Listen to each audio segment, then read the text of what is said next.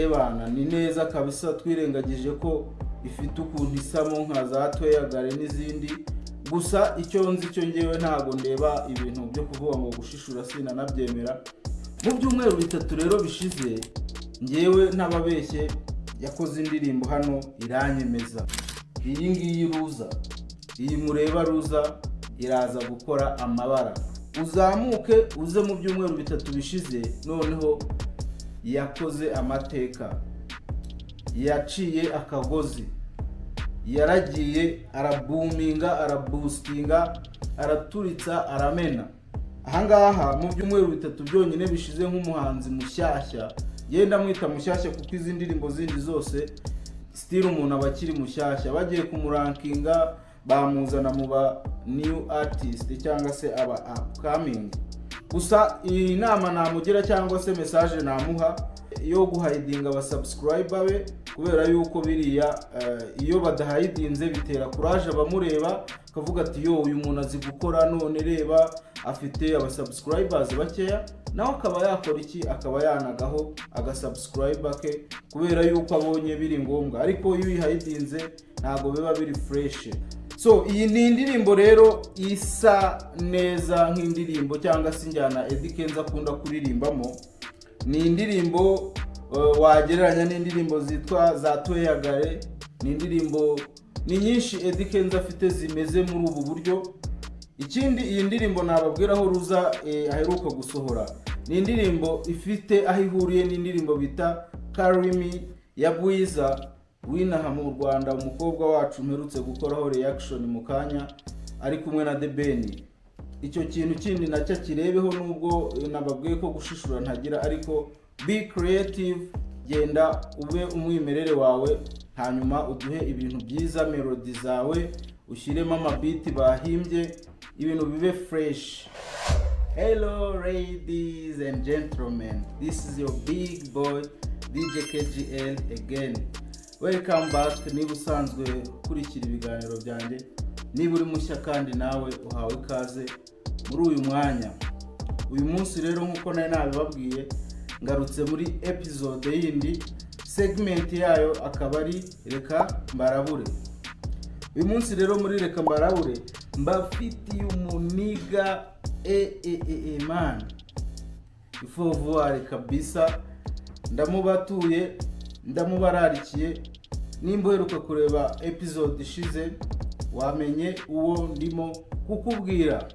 Uyu musani rero bamwita Morix, akaba wamubona muri iyi foto muri video ye ya Ruza mu ndirimbo ye igezweho muri iyi minsi, ukongera ukamubona muri Zimbera kuri iyi ngiyi hano mureba, nayo ni video it's my favorite. So reka tugende rero turebe uyu muhungu urugendo rwe, tumenye ngo yatangiye ryari umuziki, tumenye ngo bimeze gute. Hano nababwiye ko nzajya mbazanira umuhanzi utaracurangwe kuri radio, utaracurangwe kuri TV, kandi mukeneye kumenya kuko bose barabizi abo nzabazanira. Ni abantu baba barafashe amarangamutima yanjye, ni abantu mba narakunze lyrics zabo, ni abantu mba narakunze uburyo bahangamo ibihangano byabo. Twagiye rero, uyu mujama bamwita Morix, bivugwa ko ari murumuna wa TMC wahoze muri Dream Boys. ni ukuvuga ngo yatangiye music ye ahantu yaririzinze indirimbo ye ya mbere ni mu myaka 3 ishize. Iyo ndirimbo yayise Tujyeyo. Ushobora kureba ntago yigeze igira amashusho, yakoze lyrics zayo gusa. Arongera imyaka 2 ishize akora indi ndirimbo yitwa Ngeze Imbere. Aho hose izo ndirimbo ebyiri nkubwiye ni indirimbo yakoze ariko ukumva atarimo neza, ukumva ni wa muntu ufite talent, ariko kubera aba producer wenda yahuraga nabo akiri umwana, urumva ko ibintu bye bitari byakaba macuwa neza.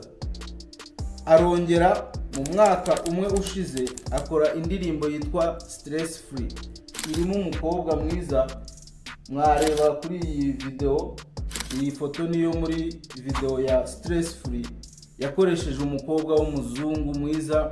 Bishoboke ko uyu mutipe nawe aba muri Amerika, kuko ukurikije location, reba nk'aha ngaha muri iyi video ahantu bari urabona ko nawe uyu mukobwa, ndetse na location ntago ari mu Rwanda. Iyi stress free rero umva ko yari amaze gusa nkaho akamirikamo. Ubwo rero hashize undi mwaka, amezi 9 ashize, yakoze indi ndirimbo yitwa By My Side, aho nkomeza kuvuga ko bishoboke ko uyu mutipe nawe aba muri Amerika.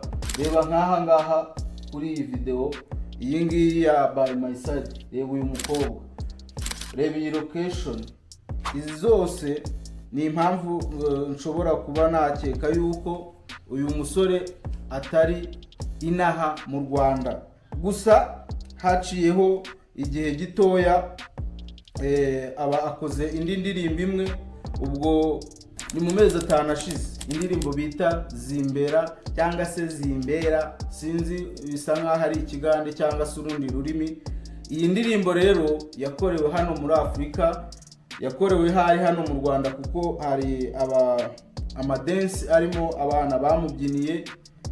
Urebye nko kuri iyi foto, aba ni abana bayibyinyemo, hanyuma urabona yuko bisa nkaho ari hano mu Rwanda. Ndetse aba bana kuri IG ndababona bari gukora ama-challenge y'indirimbo za hano mu Rwanda. So iyi ni indirimbo rero isa neza nk'indirimbo cyangwa se injyana Eddy Kenzo akunda kuririmbamo. Ni indirimbo wagereranya n'indirimbo zitwa za Tweyagare. Ni indirimbo ni nyinshi Eddy Kenzo afite zimeze muri ubu buryo, ariko ndabashishikariza kureba iyi video ya Zimbera, it's my favorite.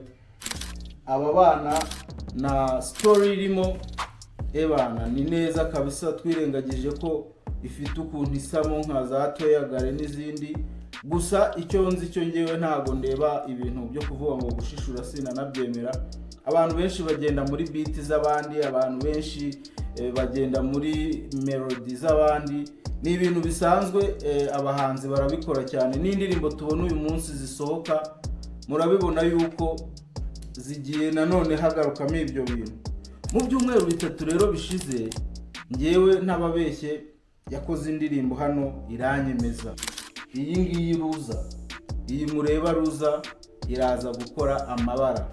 Iyi ni y'abantu benshi bamumenyeho cyane, nubwo n'izindi zagize ama-views atandukanye.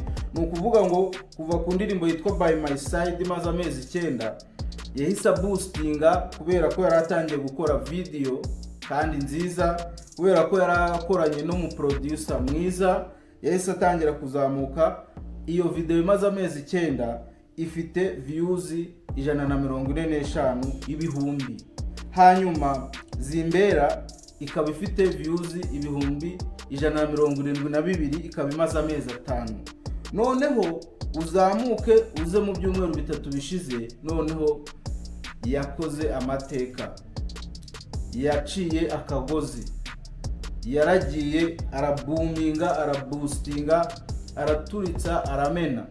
Ahangaha mu byumweru 3 byonyine bishize nk'umuhanzi mushyashya, yenda mwita mushyashya kuko izi ndirimbo zindi zose still umuntu abakiri mushyashya, bagiye kumurankinga bamuzana mu ba new artist cyangwa se aba upcoming. Ariko iyi ndirimbo imaze kugira 310 ikaba irimo amashusho meza ndayagutuye, amwe yafatiwe muri location zitandukanye, irimo abakobwa beza. Oh my god, see the girl, uramubona.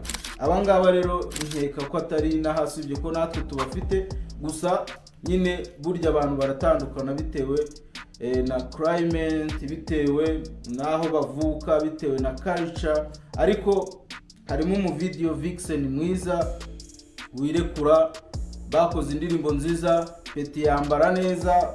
Reba nk'izi style wa muntu, uyu mujama mumwitege, ameze nabi kandi afite courage cyane, kuko urabona ko mu mezi 9 ashize asohoye indirimbo 3 hamwe na video zazo. Izo ndirimbo zose ntago twatinya kuvuga ko zafashe, nubwo abantu benshi batazizi, ariko still arabakeneye. Niyo mpamvu mbasaba ngo muri Reka Mbarabure y'uyu munsi mugende simuvugaho amagambo menshi, reka dutegereze ibikorwa bye. Gusa icyo twamwifuriza ni ugukomeza kugrowing, kandi ikindi mugende mumukorere subscribe, dore nibwo agitangira.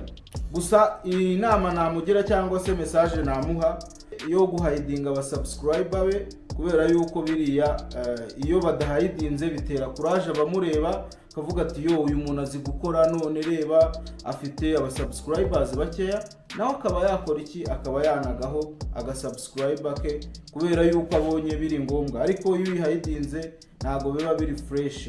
Ikindi cya kabiri, afite lyrics meza. Mu lyrics y'indirimbo nk'eshatu zibanza ntago zari zakaba amacua neza, yagiye ahura n'abaproducer batari fresh cyane tutazi, bigatuma umuhungu atazamuka. Ariko aho akoreye muri label nziza yabashije kumenyekana. Ikindi, iyi ndirimbo nababwiraho Ruza aheruka gusohora, ni indirimbo ifite aho ihuriye n'indirimbo bita Carry Me ya Bwiza winaha mu Rwanda, umukobwa wacu mperutse gukoraho reaction mu kanya ari kumwe na The Ben. Icyo kintu kindi nacyo kirebeho, nubwo nababwiye ko gushishura ntagira, ariko be creative guy, genda ube umwimerere wawe, hanyuma uduhe ibintu byiza, melody zawe ushyiremo amabiti bahimbye, ibintu bibe fresh. So reka mbashimire rero kuba twabanye muri iyi episode ya Reka Mbarabure, hanyuma mbabwire ngo you see the cap hano hasi, urebonamo details zose, uzaze unsupportinge. Nkorera i Remera, ncuruza ingofero, ncuruza sunglasses, ncuruza utu jewels, ncuruza ibintu bitandukanye biri fresh, biri good. Ngwino umfashe nanjye nkomeze nguhe amashow hano, ubundi duhure ku kiganiro gitaha. See you guys.